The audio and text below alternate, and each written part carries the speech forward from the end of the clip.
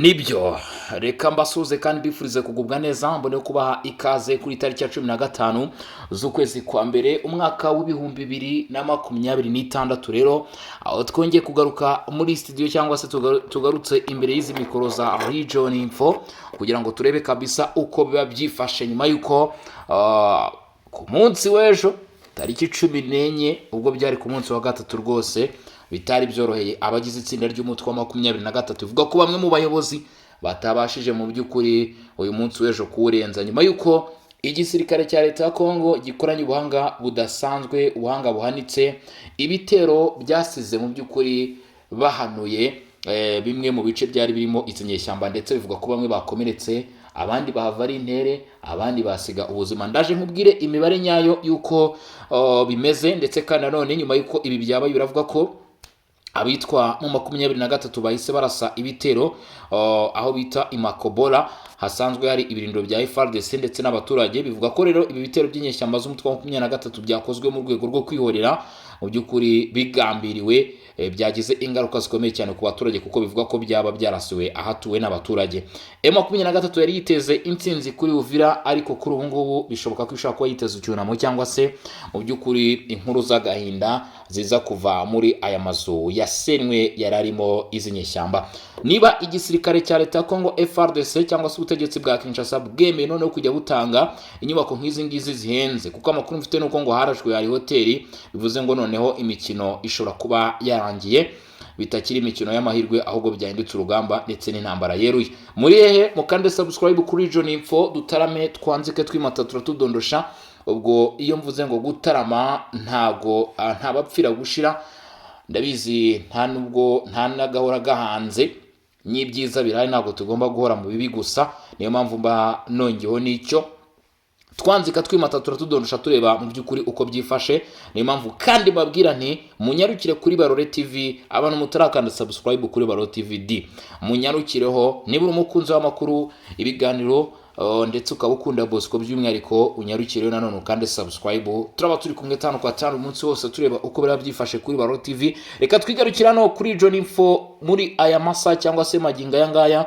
turebe uko bihagaze turebe inyandiko zituruka muri bice message z'abaturage zakomeje kuba nyinshi cyane bavuga bati mw'abantu mwe nyaboneka dere byifashe gutya bihagaze gutya na gutya niyo mpamvu rero nanjye ngarutse imbere y'izi mikoro za Region Info. Ikindi kintu nanone ugomba ko wamenya kanda subscribe kandi nanone ari na kujya muri group yacu ya WhatsApp D ukanda kuri iyo link tuba twagushyiriye muri comment nyuma yo gutanga igitekerezo cyawe cyangwa se inyunganizi cyangwa se imitima nanone hanyuma reka twimatature dudondosha kuko kuyavuga siko kuyamara.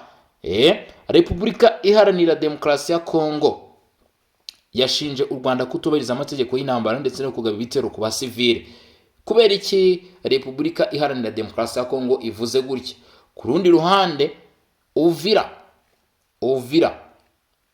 mbisubire mu bwa gatatu Uvira M23 iri kurira ayo kwarika ari nako ishinja leta ya Kinshasa kurenga ku masezerano y'agahenge ndetse nayo kongeraho ijambo rivuga ngo kurasa ibitero ahatuwe n'abaturage. Uvira ko abaturage bivuga ko bahunze batakibarizwamo byagenze bite? None se ikindi kintu twibaza ko ahagabwa ibitero ngo mu by'ukuri ari ahakorerwaga inama y'umutwe wa 23 ibyo byo bimeze bite birahurira he? Ibyo byose rero nibyo ngiye kuba nagarukaho kugeza kuri ubu ngubu ariko nkubwira ko mba mfite nandi makuru di.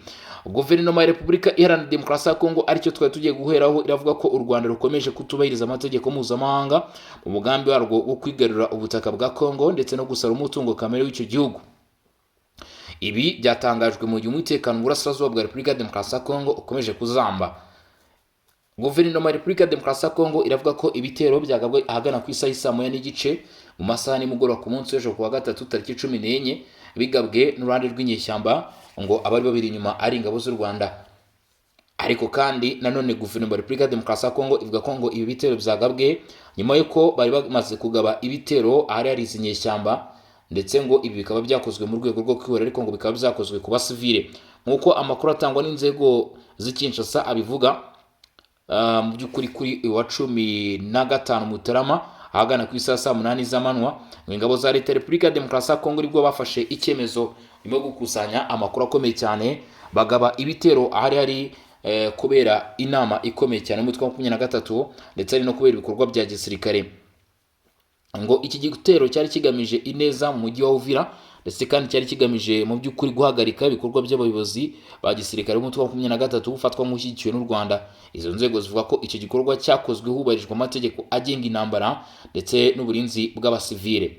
Ubutegetsi bwa Kinshasa buvuga ko iki gitero cyangwa se iki gikorwa bakoze mu by'ukuri bari babizi neza aho bagombaga kurasa muri rusange cyangwa se mu mvugo zeroye, ngo kandi batigeze bibasira hatuwe n'abasivile. Nyuma y'icyo gikorwa Repubulika Iharanira Demokarasi ya Kongo ivuga ko ngo u Rwanda rwihutiye kwihorera kuri uwo munsi, ku munsi w'ejo nyine ku isaha saa 1 z'ijoro. Ngo ibisasu byarashwe aho bita Makobora bigo ku baturage basanzwe, bitana ubuzima bw'abantu batagira kivurira. Kinshasa ivuga ko ibyo bikorwa binyuranyije n'amategeko y'intambara kandi bigaragaza imyitwarire mibi ifatwa nk'ibikorwa by'iterabwoba byakozwe kandi bikomeje gukorwa n'izi nyeshyamba. Makobora niho mu by'ukuri izi nyeshyamba zaje kuba zigaba ibitero ku isaha saa 1. Mu itangazo ryashyizwe ahagaragara, abategetsi ba Kongo barasaba leta yabo gufata ingamba zikwiye zo gusubiza ibyo bitero. Ni ukuvuga ngo ntabwo bigarukiye aho. Nyuma yuko M23 igabye ibitero byo kwihora Makobora, leta ya Kinshasa ikayishinja kurasa hatuwe n'abaturage basanzwe batafite kivura ndetse no kugambira kwihorera. Mu itangazo rishyizwe ahagaragara, abategetsi ba Kongo bahise basaba leta yabo gufata ingamba zikwiye zo gusubiza kuri ibyo bitero. Kama mbaya mw'abantu mwe, noneho ibigiye kuba noneho ndumva bimeze nka bya bindi tujya tuvuga bya za Hamas, aho leta ibirasa inyeshyamba zirasa bagasubizanya. Ngira ngo murumva ko iyo mu by'ukuri bitandukanye n'ibyo twajyaga tubona, bitandukanye n'ibitero twajyaga tubona, bitandukanye n'imirwano twajyaga tubona. Uyu munsi ni bya bindi mu by'ukuri twavuga nko kwihorera. Mu itangazo rishyizwe ahagaragara rero, nongere mbisubiremo, abategetsi ba Kongo basabye leta yabo gufata ingamba zikwiye gusubiza ibyo bitero. Bavuga ko Repubulika Iharanira Demokarasi ya Kongo igihugu cyabo gifite ubushobozi bwo kwirwanaho no kurinda ubusugire bwayo. Bavuga kandi ko kubahiriza amategeko mpuzamahanga bitagomba gufatwa n'abanzi nk'intege nke. Ngo bumve ko mu by'ukuri baravuga bati ntabwo amategeko mpuzamahanga agomba kutubera intege nke. Bivuze ngo muri rusange aba baravuga bati ni murase. Iryo tangazo riragaragaza ko Repubulika ya Demokarasi ya Kongo ngo ifite ubushobozi bw'imbere mu gihugu, cyane cyane mu rubyiruko rwiga siyanse ndetse n'ubwubatsi, ibizwi nka engineering, bushobora gutanga umusanzu mu rwego rwo gushimangira ubushobozi bwo kwirwanaho. Aho bimeze bite? Baributsa ko mu bihe byashize ubuyobozi bw'iki gihugu bwigeze kwifashisha inzobere zo muri za kaminuza mu guhangana n'imitwe yitwaje intwaro, babyize kandi babisobanukiye. Kubw'izo mpamvu aba bategetsi bavuga ko kongera guhuza imbaraga z'abashakashatsi n'inzego za leta muri iki gihe cy'intambara bishobora kuba imwe mu nkingi zikomeye zo kurengera igihugu no gusubiza ibibazo by'umutekano muke kubisubiza hasi. Bivuze ngo abategetsi ba Repubulika ya Demokarasi ya Kongo barifuza ko hazanwa intiti n'abahanga, inzobere ndetse n'abashakashatsi muri iki kibazo, mu by'ukuri bakabafasha cyangwa se bikabafasha kuba mu by'ukuri babasha kugera ku gisubizo kirambye mu guhagarika intambara yo mu burasirazuba bwa Kongo. M23 yo irabigenza ite cyangwa se iravuga iki? Ibi Kinshasa iri gutangaza ibitangaje nyuma y'isa 1:30, ngira ngo muri kubyumva, nyuma yuko Makobora hari yamaze kuraswa ibisasu na M23. Ariko kandi nanone ku isa 8 M23 ku isa 8:20 yaje kugorwa ku buryo bukomeye cyane n'ibyakozwe n'igisirikare cya leta ya Kongo. Uvira M23 yashinje leta ya Kinshasa kurenga ku masezerano y'agahenge. Umutwe wa M23 watangaje ko leta ya Kinshasa ikomeje kurenga ku masezerano y'agahenge, iwishinja ibikorwa bya gisirikare bikomeje gukorerwa mu burasirazuba bwa Repubulika ya Demokarasi ya Kongo. Mu itangazo ryihutirwa ryashyizwe ahagaragara kuri wa 3/14 Mutarama, ku munsi w'ejo, M23 yavuze ko ku isa 8:20 indege zitagira abadereve drones zifatanyije n'ingabo za leta mu byo bari bateguye bagabye igitero aho bita Ikarundu, ni mujyi wa Uvira muri Kivu y'Amajyepfo. Iki ni ikindi gitero yabanye n'icyabaye Uvira rwagati nk'uko iri tangazo rivuga, icyo gitero cyateye ibyangiritse bikomeye ku bikorwa remezo nk'uko izi nyeshyamba zivuga ku cyambu aho bita Karundu, ngo binaviramo bamwe mu baturage gutakaza ubuzima bwabo nk'uko izi nyeshyamba zibivuga. Ariko uruhande rwa leta rwo rukanyomoza ibivugwa n'inyeshyamba za 23 bavuga ko batigeze barasa ahatuye n'abaturage. Uyu mutwe mu by'ukuri ukaba uvuga ko ukeneye ko umuryango mpuzamahanga ugira icyo ukora ndetse n'icyo uvuga, ndetse ngo mu by'ukuri hakwiye ingamba zihutirwa cyane n'umuryango mpuzamahanga gutabara abaturage nk'uko izi nyeshyamba za 23 zibivuga.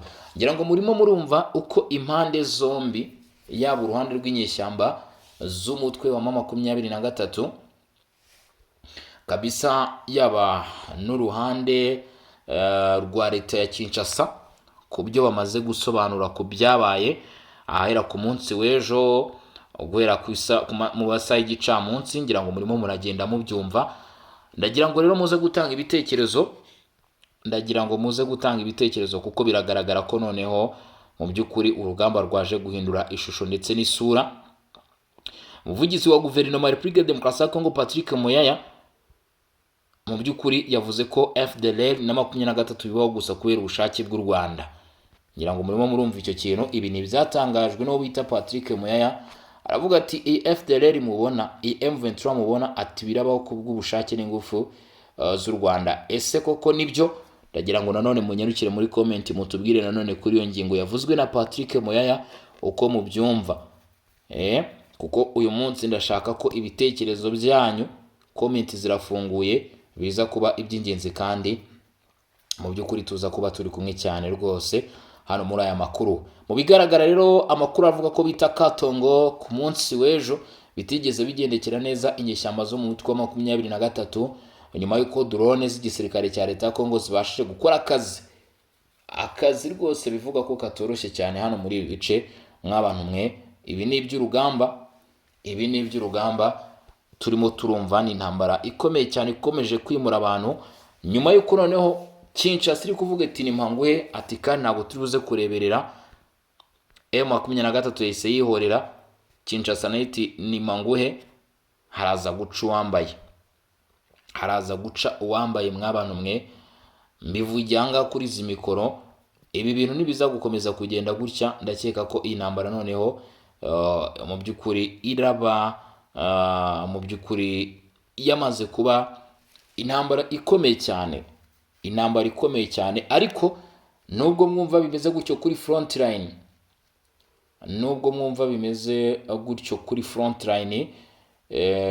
mu by'ukuri nakubwiza ukuri, ingufu z'ibiganiro nazo zirimo ziragenda zitezwa imbere kugira ngo harebwe niba hashobora kubaho igisubizo kirambye kuri ibi bibazo nk'uko byakomeje kugenda bigaragara.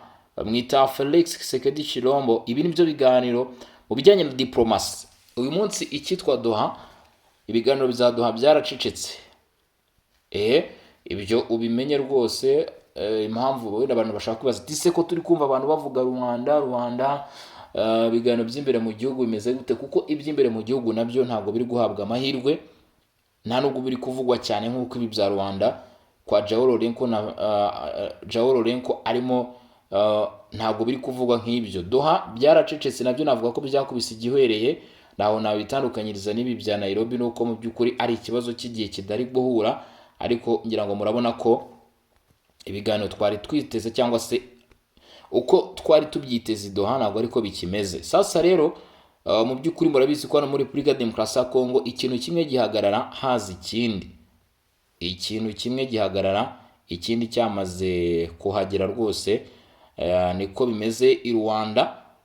Biravugwa ko hari inyandiko mu by'ukuri zikomeye cyane zikomeje kugenda zitunganywa kugira ngo habashe kumenyekana byinshi byimbitse rero ku bijyanye mu by'ukuri n'ibiganiro. Ibi rero nabyo noneho tugiye kuba mu by'ukuri twabigarukaho nyuma yo kuva ku mirwano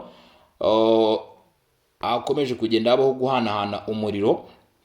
Biravugwa ko igisirikare cya leta ya Kongo kirimo kirategura n'ibindi bintu bikomeye cyane. Nabashije kubicira iryera rwose, nabyo ndaza kubikubwira ku musozo w'aya makuru.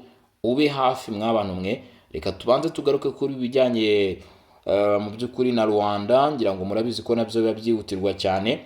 Hanyuma nitumara kubigarukaho ku musozo ndakubwira amakuru yamenyekanye arimo aravugwa ku biri gutegurwa mu by'ukuri hariya na FARDC muri Kivu y'Amajyepfo.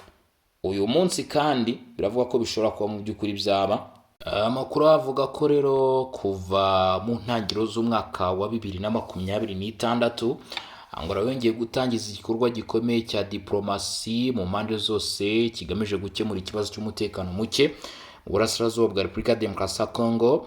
Perezida Joao Lourenço yakiriye kenshi Perezida Felix Tshisekedi, aganira n'abayobozi b'amadini bo muri Repubulika Iharanira Demokarasi ya Congo, agira n'ibiganiro n'abanyapolitike ba opposition bari mu buhungiro, ndetse anatanga ubutumire ku ihuriro AFC M23. Uko byatangajwe na RFI, izi ntambwe zigamije cyane cyane kugisha inama no kumva uko impande zitandukanye zibona ikibazo, aho gushyiraho urwego rushya rw'ibiganiro byemewe ku mugaragaro.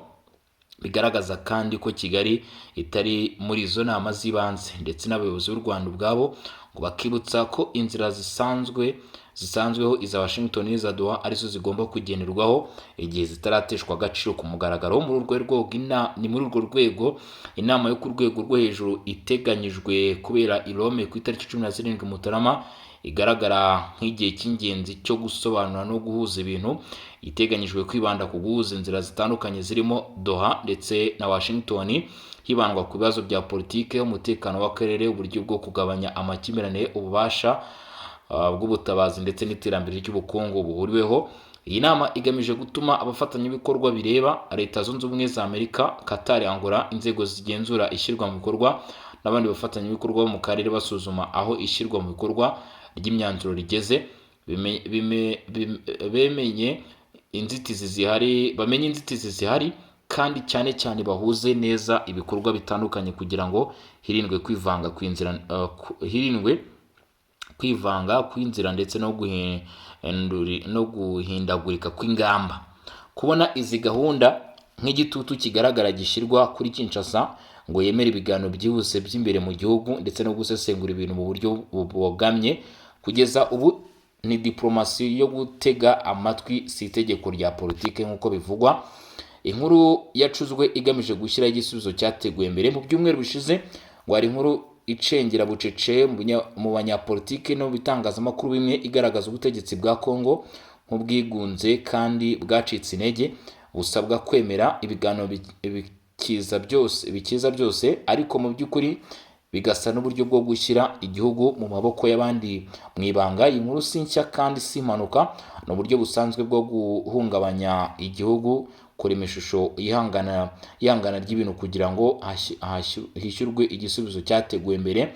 Nyamara ngo ibiri kuba vuba aha bigaragaza ibinyuranye n'ibyo. Impande zikomeye mu mubano mpuzamahanga, hari kwitabira kwa Leta Zunze Ubumwe za Amerika byahinduye isura y'ibintu, byaciye intege abatekerezaga ko bashobora kugera ku ntego zabo vuba binyuze mu mbaraga cyangwa igitutu cya diplomasi. Ku nshuro ya mbere kuva kera, inzego za Leta ya Congo zongeye kwemererwa ku rwego mpuzamahanga, kandi ihame ry'ibanze ry'ubusugire bwa Repubulika Iharanira Demokarasi ya Congo ryongeye gushimangirwa mu buryo bweruye. Nibi bituma bamwe mu banyapolitiki bo muri opposition bagaragaza imvururu n'ihindagurika mu magambo yabo, aho ejo bundi batangazaga ko ubutegetsi bugiye kugwa vuba. Ubu bavuga ko biteguye kubana igihe kirekire, ariko se ku giciro ki? Icyifuzo cya politike gishobora guhinduka umutego. Igitekerezo gikwirakwizwa uyu munsi kiroroshye mu magambo, ariko gifite ingaruka zikomeye. Gusiga perezida wa Repubulika ku butegetsi nyuma ya 2028 ariko yemeye kuba perezida w'ikirango gusa, atagifite ububasha nyabwo, mu gihe minisitiri w'intebe uva muri opposition yagenzura guverinoma. Mu yandi magambo, perezida agumana isura, agatanga ububasha nyamukuru. Nubwo byerekanwa nk'ubwumvikane bw'amateka, mu by'ukuri n'inzira yo kwimurira ubutegetsi mu buryo bwemewe n'amategeko n'itegeko nshinga bugashyirwa mu maboko y'amashyaka yatsinzwe mu matora, ariko ashaka ngo kwisubiza binyuze mu myigaragambyo yitwaje intwaro cyangwa mu masezerano y'abanyapolitike. Kugeza uyu munsi bigaragazwa rero nk'ibintu mu by'ukuri bitagomba kwizerwa, bitagomba kwizerwa rero nk'uko byagaragaye. Kinshasa igasabwa mu by'ukuri ingamba ndetse n'ingufu mu gusobanura ibi bintu no kwerekana aho bijya no kwitondera ibivugwa byose nk'uko byakomeje kugenda bigaragara. Kugeza uyu munsi rero Repubulika ya Demokarasi ya Kongo bivuga ko ikeneye ingufu n'imbaraga n'umusaruro ku bijyanye n'iyi ngingo. Hanyuma rero icyo ugomba kuba wamenya, haracyari akazi kenshi ko gukora kuri leta ya Repubulika Iharanira Demokarasi ya Kongo ndetse biracyayisaba ingufu, ariko leta ya Repubulika ya Demokarasi ya Kongo yo ikavuga ko mu by'ukuri ibiri kuba ku mirongo imbere ku rugamba nubwo binyuranyije n'amasezerano yo ku itariki y'Ukuboza, ariko hategerejweho ku itariki 17 z'uko kwezi kwa mbere muri Togo hagomba kubaho ibiganiro bigomba guhuriza ku meza amwe mu by'ukuri ku meza amwe abagize mu by'ukuri abagize ibiganiro bya Doha, ndetse kandi nanone sabo gusa nk'uko bigaragara abagize ibiganiro bya Doha ndetse abagize ibiganiro bya Washington, Rwanda barashaka guhuriza hamwe mu by'ukuri impande zose z'ibiganiro kugira ngo haboneke igisubizo kirambye gishobora kuvamo mu by'ukuri umwanzuro wavuga ko mu by'ukuri wafatwa nk'ushobora kugeza Repubulika Iharanira Demokarasi ya Kongo ku mahoro, kuko n'ubundi nicyo kintu kigamijwe. Nk'uko bigaragara rero kugeza uyu munsi Angola yongeye kwinjira mu bikorwa bya diplomasi bigamije gushakira umutekano urambye uburasirazuba bwa Repubulika ya Demokarasi ya Kongo ikoresheje ibiganiro byo kumva ndetse no kugisha inama impande zitandukanye. Izi ntambwe zigamije guhuza inzira zisanzweho zo gushaka amahoro zirimo iza Washington na Doha, aho gushyiraho ibiganiro bishya byihuse. Inama iteganyijwe i Rome igamije gusuzuma ishyirwa mu bikorwa ry'imyanzuro yafashwe, gukemura inzitizi zihari ndetse no guhuza ibikorwa by'abafatanyabikorwa mpuzamahanga n'abo mu karere hirindwa urujijo ndetse n'ivangavanga ry'ingamba. Hari inkuru igaragaza abanyapolitike bitangazamakuru ivuga ko ubutegetsi bwa Kinshasa bwacitse intege kandi busabwa kwemera ibiganiro by'imbere mu gihugu byihuse. Iyi mvugo irabogamye kuko diplomasi iriho ngo ubu igamije gutega amatwi ndetse no gushimangira ituze, atari ugutegeka Kongo icyemezo cya politike cyangwa se kugira ngo ibe igenzurwa. Kwitabira kwa Leta Zunze Ubumwe za Amerika kwahinduye isura y'ibintu, bishimangira ubusugire bwa Repubulika ya Demokarasi ya Kongo ndetse no kongera kwemeza inzego zayo ku rwego mpuzamahanga. Ibi byatumye bamwe mu banyapolitike bo muri opposition bahindura imvugo, bashaka inzira zo kugabana ubutegetsi binyuze mu masezerano aturuka hanze y'amatora. Igitekerezo cyo kugumana perezida w'igihugu ariko akamburwa ububasha nyabwo mu gihe opposition igenzura guverinoma kigaragazwa nk'umutego wa politiki ugamije kwimura ubutegetsi mu buryo bunyuranyije n'itegeko nshinga. Ibi byibutsa uburyo bwa 1+4 bwigeze guca intege leta ndetse no gutinza gukemura ibibazo by'igihugu. Amatora ya perezida yo mu 2023 yatanze ubuyobozi bufite ubwemewe busesuye bwemejwe n'abaturage b'umuryango mpuzamahanga. Ubu bwemerwa ntibukwiye gusimbuzwa amasezerano ya politiki akorwa hanze y'abaturage. Byongeye kandi nta biganiro by'imbere mu gihugu byatanga amahoro arambye mu gihe ikibazo cy'ivanga ngo n'u Rwanda mu mutekano muke mu burasirazuba bwa Kongo kitarakemurwa. Ibyabereye Uvira byerekanye ko ngo amasezerano yo ku itariki y'Ukuboza atubahirijwe cyangwa se atari kubahirizwa, bityo bakavuga ko mu by'ukuri hakenewe imbaraga cyangwa se hakiri urugendo rwa byinshi byo gukemura kugira ngo igisubizo kirambye kiboneke kuri ibibazo. Hanyuma rero hagati aho ngaho nk'uko nagiye mbikubwira cyangwa se nakumshwina mbibabwira, kugeza kuri ubu ngubu amakuru aragaragaza yuko igisirikare cya leta ya Congo FARDC barimo baragenda mu by'ukuri bategura ibintu bikomeye cyane.